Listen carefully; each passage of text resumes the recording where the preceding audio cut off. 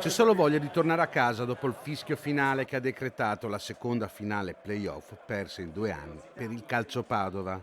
Erano 4.000 i tifosi biancoscudati che si erano dati appuntamento al Parco della Musica per seguire la partita di ritorno dell'attesissima finale.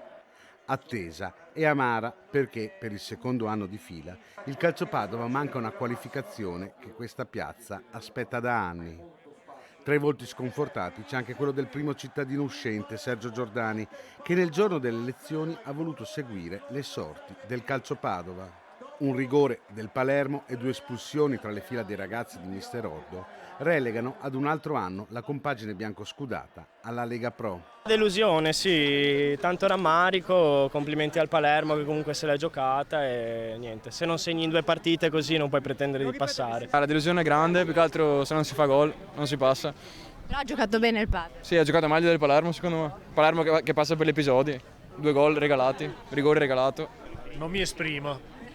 Dicono una partita regalata. Non so che dire, ero andato a vedere l'andata, ma veramente sono rimasto troppo deluso.